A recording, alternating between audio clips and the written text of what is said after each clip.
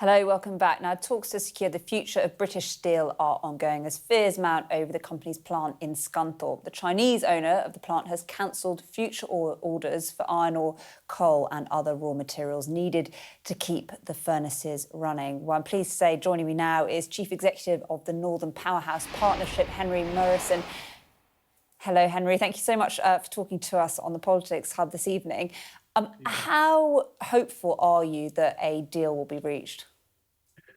I believe the government has a credible strategy for the steel industry. And what that means is that tactically, they have, I think, a strong offer to make to Jingye, who are the owners, which is that they want to work with Jingye. They want to produce steel in the UK, as the owners do, in a economically and an environmentally sustainable way. And I have every confidence that Jonathan Reynolds, having kind of taken charge of this situation since he took office only a few months ago, has made significant progress. We need to make sure that by the end of tomorrow, we do get an order made, because I think we are now at a point where time is genuinely running out. I think if the government is to play a significant role in underpinning that, that is a good thing because it gives optionality. Do you think that's minutes or hours for that deal?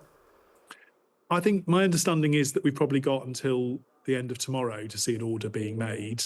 And I know that the government is aware of both that and the options for running one blast furnace and keeping another one to an extent in abeyance, which is also technically feasible.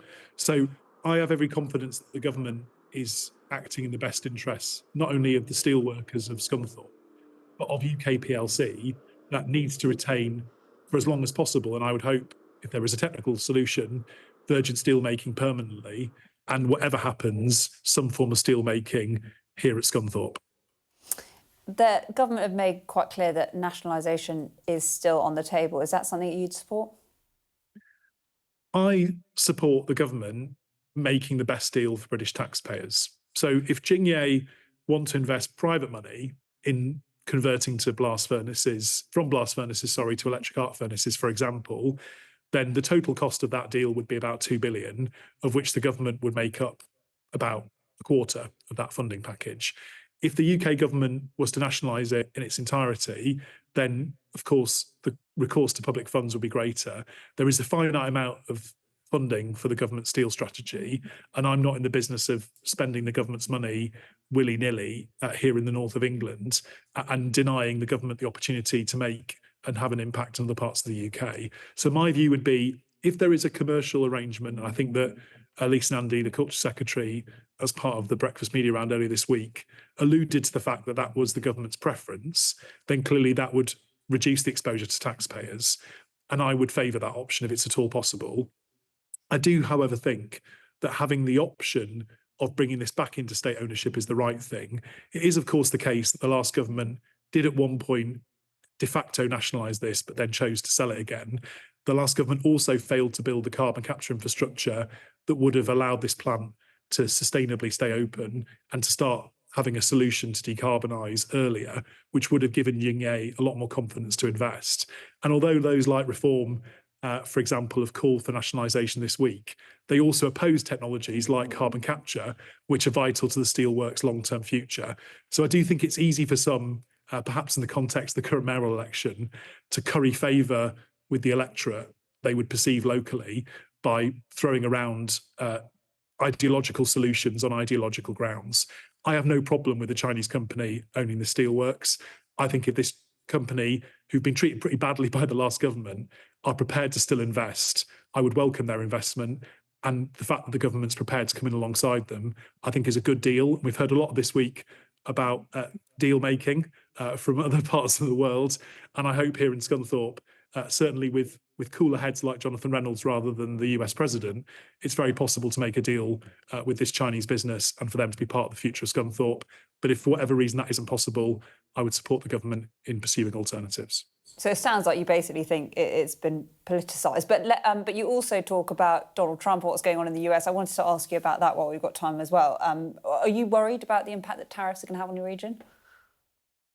I think there's been some interesting work done by CLES, the Centre for Local Economic Studies, and others, which has shown there are some regionally significant impacts. Clearly, the manufacturing sector here in the north of England, as well as in the West Midlands, is very significant.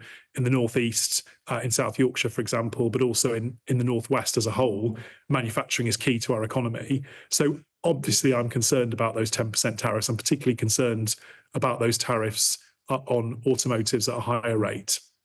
And I think what I would hope is that as part of the negotiations which the president is having with those countries that perhaps were getting higher tariffs, that for those jurisdictions like ours that might be pursuing a trade deal in services, which obviously would benefit other parts of the UK as well as here in the north, and could potentially bring significant benefits to London and the Greater South East, that some potentially particular exemptions on the automotive side could be particularly helpful. We're very lucky to have JLR plants here in the northwest as well as in the West Midlands, over in the Liverpool City region. We're also very lucky to have our friends making Bentleys in Cheshire, which is a phenomenal facility making incredible motor cars, many of them for export, including to the US.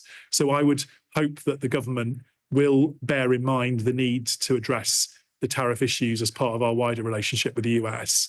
And again, I would say that I think, like many business organisations as we are, we have quite a bit of confidence, again, that the business secretary, Jonathan, is listening to all of us and has the best interests of regions like the north of England and, for example, the northwest at heart. And Jonathan, I think, does understand these issues. So he will have the support of the Northern Powerhouse Partnership on getting us a better trade deal as well as on steel. And I think the fact that he is engaging so positively with the business community, and as is the wider government, is exactly how they should be behaving in response to this. This is a challenge to all of the UK, not just to the political establishment and business leaders, including myself and many here in the north. I'm afraid we're going to have to leave it there. Thank you so much, Henri Murison.